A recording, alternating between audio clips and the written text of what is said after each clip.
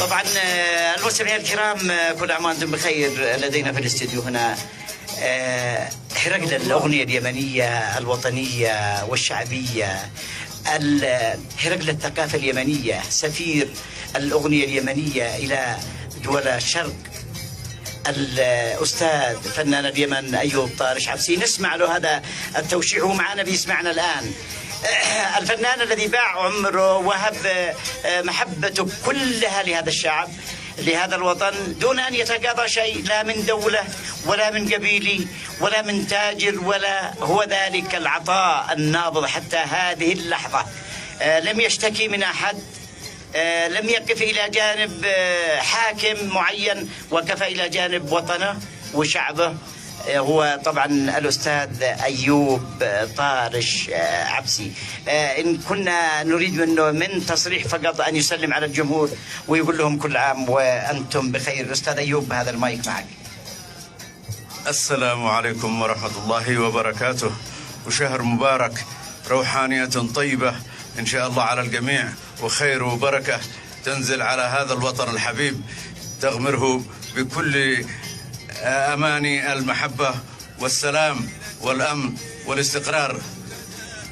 أحبائي، أهنئكم جميعا بهذا الشهر الكريم، وإلى أن نلتقي بإذن الله على هي تأتي الفرص أستاذ أيوب، تأتي الفرص لمرة واحدة. ظفرنا أحببناك كثيرا كثيرا جدا، ومن يسمعنا أحبب أيوب طارش عبسي.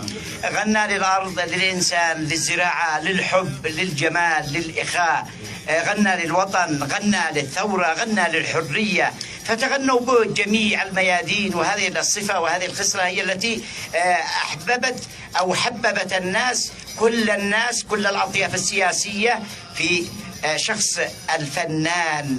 أنا أعتبره، أنا سميته بهرقل الأغنية اليمنية، إنه أيوب طارش عبسي ابن الريف، ذلك الصوت الجميل الذي ما لقيناش له المدرسة المتفردة الوحيدة.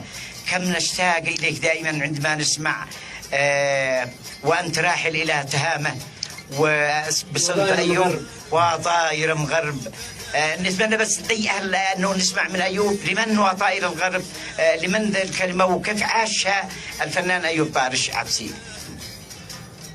رحم الله الشاعر الكبير علي عبد الرحمن قحاف، الذي بحثت عنه كثيرا عندما وجدت القصيدة وأنا في طريقي إلى كشر في رحلة لجمع التراث اليمني من المهاجل وغيرها، ووجدت هذه القصيدة التي تقول: وطائر مغرب ذي وجهت سنمتها ام قلبي ظناهم أضب. الله الله الله. أحيان في مزيدية وأحيان منها وشايم شيب وآده شباب، كن شي نحاكن ولي يزهد يوطيش تمايم، يفتح لقلبي كتاب.